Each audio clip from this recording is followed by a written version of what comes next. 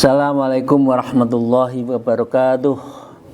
A'udzubillahi minasyaitonirrajim. Bismillahirrahmanirrahim. Alhamdulillahilladzi hadana lihada wa ma kunna linahtadiya laula an hadanallah. Asyhadu an la ilaha illallah wa la syarikalah wa asyhadu anna Muhammadan abduhu wa rasuluh la nabiyya ba'dah. A'udzubillahi minasyaitonirrajim. Bismillahirrahmanirrahim. Ya ayyuhalladzina amanu taqullaha wa kunu ma'as-shadiqin, amma ba'd. Para salikin, para jamaah rahimakumullah, mari kita bersyukur. Alhamdulillahirabbil alamin ala kulli halin wa ni'matin. Dan kita senantiasa berselawat kepada junjungan kita Nabi Agung Nabi Muhammad Rasulullah sallallahu alaihi wasallam. Biqaulina Allahumma shalli ala sayyidina Muhammad wa ala alihi washabihi. Para jamaah rahmatullah, kita di akhir adalah tentang makna menyembelih, makna berkorban di dalam bagian dari menjalankan ibadah puasa. Saya ulang sedikit dan mari kita mulai. A'udzubillahi minasyaitonirrajim. Bismillahirrahmanirrahim. Wa qala mu'allif hadzal kitab wa nabiyina bi ulumiha fid dharain. Amin ya rabbal alamin. A'udzubillahi minasyaitonirrajim. Bismillahirrahmanirrahim. Tsumma dzabahan nafsa al-mutma'inna bi mulamazati ismis sabi wa huwa al-qahar. Satu di antara dari ritual ibadah haji adalah menyembelih. Dafahun nafsi, membunuh nafsu, ya, dan diganti dengan nafsu mutmainnah.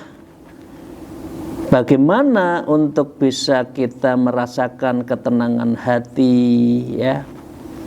Maka zikirnya bi mulazamatul ismus sabi. Berarti kita harus mendawamkan di dalam keseharian kita itu mendikirkan secara mulazamah wa huwa al-qahar, yang maha perkasa. Jadi orang-orang yang nakal pada kita baca al-qahar, kita insya Allah diberi kekuatan. Orang yang niat jelek, kita diberi kekuatan. Li'annahu ismul fana wa rafi'un hijabul kufr. Karena al-qahar ini asma fana yang mengangkat hijab kufur, al-hijabul kufur. Jadi kekufuran kita akan kita kuatkan, kita bentengi dengan al-qahar. Jadi kelemahan kita sehingga cenderung kufur itu, kalau kita zikirnya ya qahar, maka kita akan kuat dari serangan agar kita tidak kufur. Amin ya rabbal alamin. Jangan sampai kita kufur. Wala tamutunna illa wa antum muslimun. Jangan sekali-kali kita itu wafat kecuali dalam keadaan Islam. Kama qala Rasulullah SAW, sebagaimana yang sabda Rasulullah SAW, al-kufru wal iman maqamani wara al-arsy. Kufur dan iman adalah dua makom di belakang ars. Artinya saat tertentu orang bisa kufur, saat tertentu bisa iman. Karena itu iman itu bisa naik turun. Harus kita jaga. Kalau Syekh Abdul Qadir Jailani menyarankan kita zikirnya al-qahar, ya qahar, ya qahar. Wahuma hijabani bainal abdi bainal haq. Kedua-duanya merupakan hijab yang menghalangi antara hamba dengan al-haq, Allah. Ahaduma aswadu wa akharuna abyad. Satu di antaranya hitam dan yang lainnya adalah putih. Kalau iman putih, kalau kufur hitam. Nah, itu untuk menyingkapkan hijab itu agar kita tetap iman, beliau mengatakan, Syekh Abdul Qadir Jailani mengatakan zikirnya ya qahar. Kita lanjutkan. Tsumma khalaqa ra'sar ruh al-qudsi minas sifatil basyariyah. Selanjutnya memotong rambut sebagai basyariyah, sifat kemanusiaan kita. Tahallul kan Bapak sekalian? Tahallul itu bisa dilakukan setelah dari mengambil batu, ya, langsung ke Mekah, tawaf sa'i, tahallul awal, ya. Bisa juga menuju ke Mina untuk jamarot, baru tahallul awal. Nah, ini kita boleh memakai baju, mengganti baju kan? Ya, setelah itulah maka kita tahallul. Nah, tahallul itu menunjukkan kita menghilangkan dari sifat minas sifatil basyariyah, sifat kepada basirah manusia yang punya nafsu, yang punya kesenangan, yang cenderung maksiat, yang ada salah, yang ada dosa, itu basyariyah. Dan itu manusiawi, orang punya salah. Yang terpenting innallaha yuhibbuna tawwabina wa yuhibbul minal mutatahhirin. Kalau ada salah dosa, cepat taubat, banyak istighfar, banyak bersuci secara lahiriah dan batiniah. Nah, untuk apa? Untuk Ra'sur Rusul Qudusiyah, agar kita menuju kepada roh yang kudsi, roh yang suci, kembali kepada tiflul ma'ani, ketika kita saat dalam dilahirkan, yang di situ kita dalam keadaan suci, ya, ya. Bimulazamil ismus samin, dengan melazimkan zikir yang ke-8 namanya Al-Wahhab. Bapak ingat apa sih 12 itu? Saya ulang sedikit ya. Zikir 12 menurut Imam Syekh Abdul Qadir Jalani itu apa? La ilaha illallah, itu adalah zikir tauhidnya, ismudzatnya. Allah itu ismudzatnya, ya. Al-Huwa, Al-Haqqul, Ya Hayyu, Ya Qayyum, Ya Qahar, Ya Wahhab, Ya Fatah, Ya Wahid, Ya Ahad, Ya Somad. Kan? Ada 12 zikir itu. Walaupun zikir yang lain boleh, baik. Tapi di dalam maksud tertentu dengan menyebut 12 tadi ditujukan pada hal-hal yang ada di dalam diri kita. Ya, kalau kita lemah, zikirnya Ya Qahar. Kita diserang, Ya Qahar, gitu. Itu Bapak sekalian ya. Itu kalau kita ingin membunuh basyariyah kita, maka zikirnya Ya Wahhab. Bapak sekalian, mari kita lanjutkan. Tsumma dakhala haramis siri bil majal ismus sabi. Ismut tasi. Selanjutnya masuk ke haram sir dengan melazimkan asma yang ke-9, yaitu Al-Fatah. Jadi dengan demikian ini kan masuk haram. Haram itu masuk ke Mekah kan? Setelah kita bisa jadi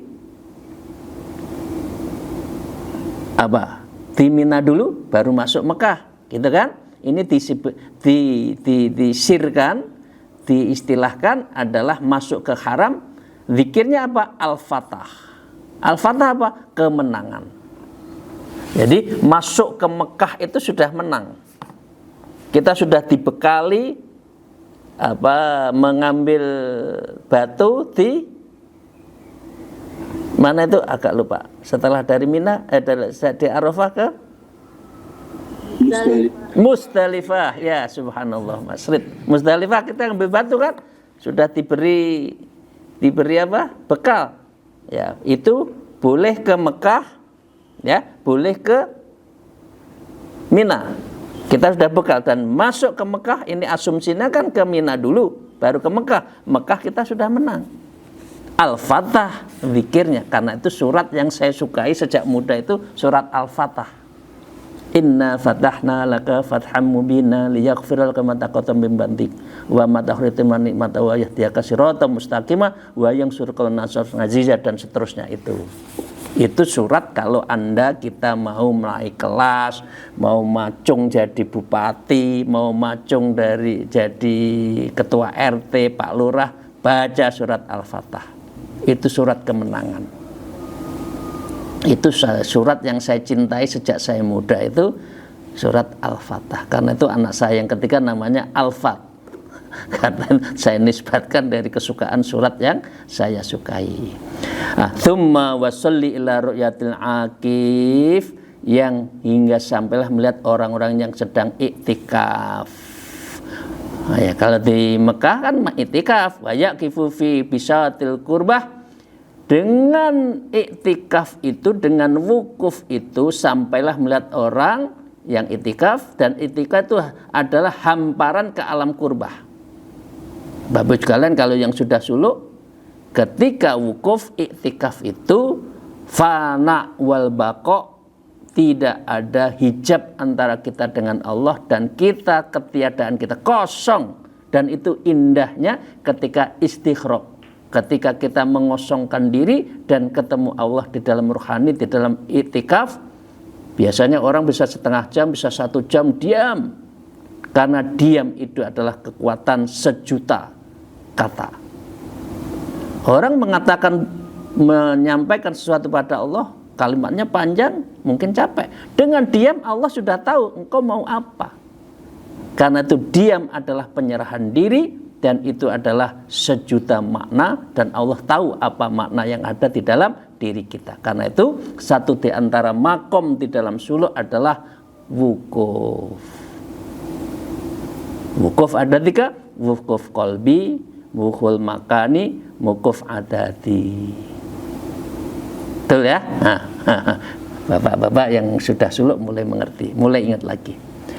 Bapak Islam, setelah ke alam kurbah, wal unsi bimulazamati ismil ashar, di dalam zikir itu bil unsi, ya, di dalam wukuf itu bil unsi, kita bermesraan dengan Allah, lupa keluarga, lupa anak, lupa pekerjaan, yang ada hanya Allah. Ilahi anta maksudi wa kalimatul unsi, kita bermesraan dengan Allah bimulazatil ismi, maka dengan itu kita berzikir bersama, zikir di dalam hati kita secara mulazim. Sebutannya apa? Allah Al-Wahid, ya Wahid, yang Maha Tunggal. Engkaulah tempat aku tuju, engkaulah yang aku ingin, engkaulah yang aku rindukan. Wahid, hanya satu, Allah. Ya, lalu ia melihat jamalul somatiyah, tsumma ra'a jamalul somatiyah, tempat kita bergantung hanya Allah, bukan manusia, bukan kekuasaan, bukan uang, tapi Allah. La kaifin wala tasbihin, yang Allah itu tidak dapat digambarkan dan tidak bisa diumpamakan.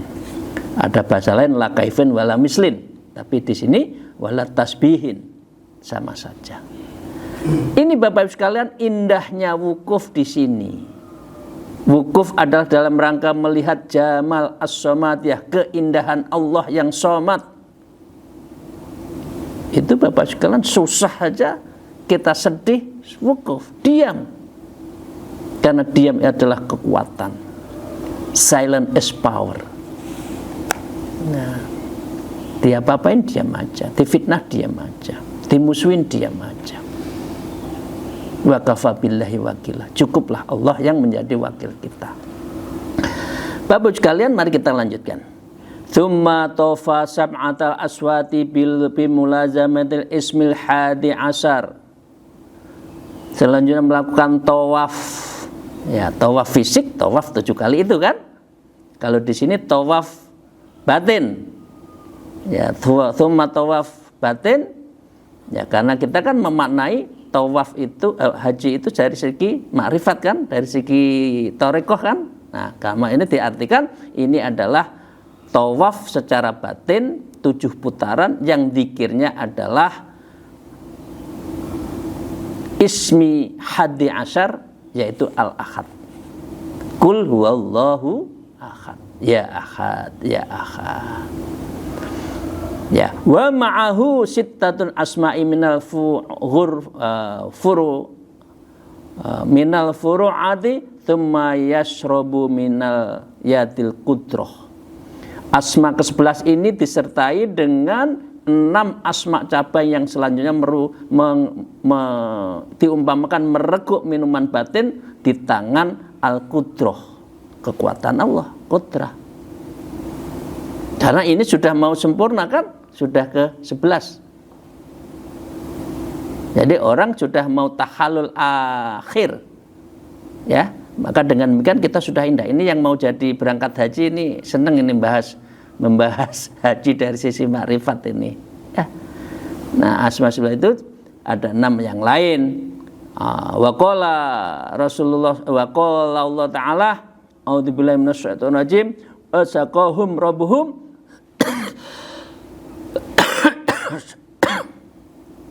syaraban tahura. Allah berfirman di dalam surat Al-Insan, Tuhan memberikan kepada kamu minuman yang bersih dan suci. Karena hati kita sudah mulai suci, yang diibaratkan di dalam haji secara makrifat itu. Biqadmil ismisani asyara, dengan apa? Dengan gelasnya, asmanya yang ke-12, as-somad. Ya, as-sani asyar, melengkapi itu as-somad. Allahu as-somad. Salah satu di antara muraqabah kita kan as-somad. Ya, itu berarti kita hanya bergantung pada manusia. Tsumma yarfa'u bi rafil wajhi. Kemudian kita dibersihkan oleh Allah, wajhun, ya, Allah zat yang maha kekal, al-baqi wal muqaddasi minan tasbihi, maha kekal, maha suci dari segala yang tasbih, bukan tasbih, ya, bukan subhanallah, pengertian yang lain. Allah itu kekal abadi, tidak bergantung, ya. Fa yanzuru bi nuri ilahi, baru disitulah kita melihat nurnya Allah. Kita merasakan kehadiran Allah, kita musyahadah Allah itu kalau cahaya Allah tercermin di dalam cahaya batin kita. Karena apa? Kita sudah menzikirkan 12 zikir tadi. Satu di antaranya apa? Allah. Yang Bapak Ibu sekalian lakukan, ismudzat. Kemudian kita juga melazimkan nafi isbat dengan apa? La ilaha illallah. Itu akan mendapatkan nurnya Allah. Nur Allah bagaimana? Lah, cahaya itu akan dipantulkan dengan cahaya yang besar, yang benar, yang bersih. Hati kita kalau bersih seperti kaca disinari oleh senter, maka dia memantulkan cahaya. Tapi kalau hatinya kotor, diajak untuk ajak kebaikan juga sulit. Karena itu hatinya harus dibersihkan dulu, ya. Wa hadza makna qouli ta'ala fil hadis qudsi. Cahaya Allah memantulkan di dalam cahaya di dalam hati manusia yang bersih itu, sebagaimana yang Allah berfirman di dalam hadis qudsinya, apa? Mala ainun ra'at wala udhunun sami'at. Karena kita sudah pada nur Allah, kita sudah berjumpa liqa'ilah, wala ainan bimakna liqa'ilah. Karena kita tidak melihat sesuatu yang pernah kita lihat kecuali Allah. Kita dunia melihatnya ini indah ini, tapi begitu melihat berjumpa Allah, mala ainun ra'at, kita akan ketemu dengan sesuatu yang belum pernah kita temukan. Itu yang disebut dengan ilahi anta maqsdi, engkaulah yang aku tuju. Wala udhun sami'at, dan tidak pernah aku mendengarkan sesuatu yang belum pernah aku dengarkan, yakni kalamullah ta'ala bila wasatatin saut wal huruf, yaitu ketemu Allah yang telinga ini belum pernah mendengarnya, kalamullah yang tanpa huruf, tanpa suara, tanpa perantara. Kita ketemu Allah, liqa'illah, tapi biruhaniyah. Itu Bapak sekalian. Indahnya di surga itu bukan masuk surganya, indahnya adalah ketemu Allah. Ilahi anta maksudi waridhoka matlubi wala khatra ala qalbi bashar, dan dengan demikian maka wala khatra ala qalbi bashar, dan tidak pernah tersirat dalam kalbu manusia.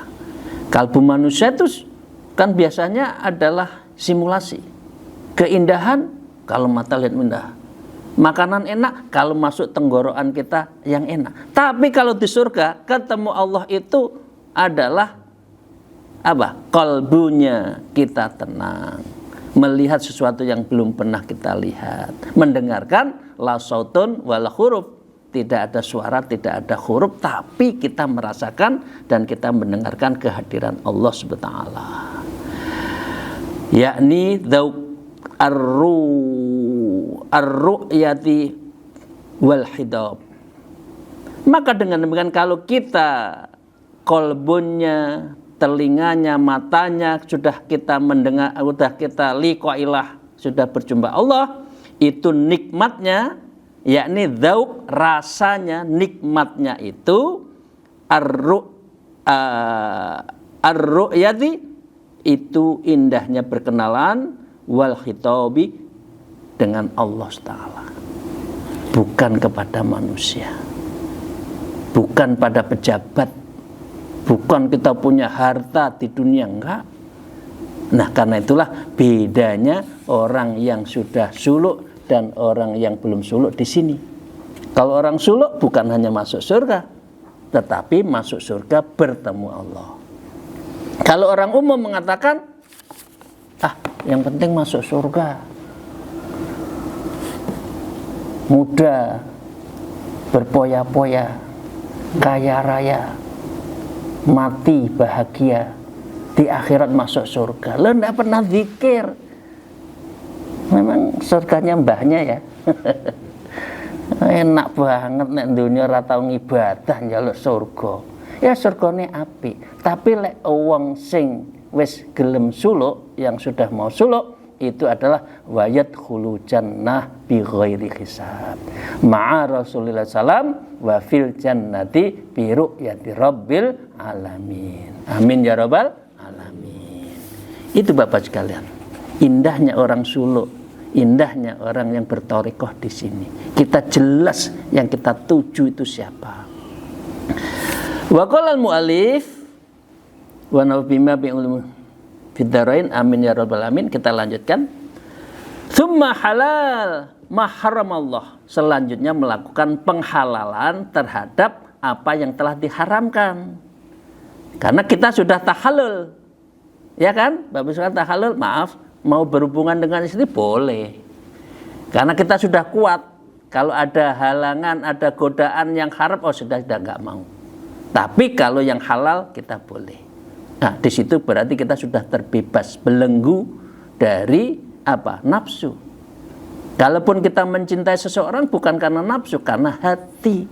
Mencintai keluarga, anak, istri bukan karena nafsu, tapi karena hati, sehingga terbebas dari nafsiyah. Dan itulah tugas, tujuan kita berthariqah adalah tazkiyatun nafas, membersihkan jiwa kita dari nafsu-nafsu lawamah. Ya. Kemudian kita juga tasfiyatul qalbi, membeningkan mata hati. Bitabdilis sayyiati ilal hasanat, dan itu adalah cara menukar sifat-sifat yang buruk menuju sifat yang hasanat, yang baik. Tikrori asma'il tauhid, dengan melazimkan kalimat tauhid la ilaha illallah, kama qala Rasulullah SAW, illa man taba wa amana wa amala Qala Rasulullah sallam, a'udzubillahi minasyaitonir rajim, illa man taba wa amana wa amila sholihan fa ulaika yubaddilullah sayiatihim hasanat. Di surat Al-Furqan ayat 25. Yaitu illa man taba, kecuali orang yang bertobat. At-taubatu asasul taat. Tobat itu asasnya orang taat. Kalau orang tidak pernah tobat, dosanya banyak, nggak mau tobat, diajak untuk taat pada Allah berat. Tapi begitu hati kita bersihkan, hati kita sucikan, kita sholat taubat, mandi taubat, disitulah saatnya kita mengisi dari hati yang bening dengan tulisan, dengan kanvas, dengan lukisan yang baik. Tanpa dasar, asas tobat sulit untuk orang itu berbuat baik. Harus diperbaiki dulu tobatnya. Kalimat tauhid. Maka dengan demikian, Bapak Ibu sekalian, orang bertobat dan beriman dan mengerjakan kebajikan, maka kejahatan mereka diganti dengan kebaikan. Al-Furqan. Artinya manusia itu sesungguhnya ya ada jahatnya. Memang manusia itu kan kadang-kala kanibal. Kadang-kala enggak ketemu enggak kenal teman. Jangankan teman, saudara saja kadang-kala berbeda. Wekku ya wekku, wekmu wekku. Kadang-kala. Nah, ini yang harus kita berbuat baik, zikir seperti itu dalam rangka mengganti kejahatan dengan kebaikan. Bapak sekalian, tsummal idku minat tasarrufatin nafsaniyah. Kemudian kita melepaskan diri dari perbuatan-perbuatan nafsu nafsaniyah yang bersifat nafsu. Tsummal amnu minal khaufi wal hazan. Setelah itu kita menjadi orang yang aman dan rasa sakit, rasa takut dan rasa sedih. Minal khaufi wal hazan. Kama qala salah, seperti Allah berfirman, ala inna awliya Allah la khaufun alaihim walahum yahzanun. Ingatlah, sesungguhnya wali-wali Allah itu tidak ada khawatir terhadap mereka dan tidak pula mereka bersedih hati karena semua sudah ditanggung oleh Allah. Nggak usah takut. Ngapain takut? Hidup di dunia sekali kok takut. Kok hidup akan kita tenang kalau punya sikap itu. Tapi kalau kita sedih, asumtif, semua diasumsikan nanti gini-gini, ya udah nggak akan bahagia orang seperti itu. Maka dengan demikian ditutup wa razaqanallahu wa iyyakum bifadlih wa judih karomi.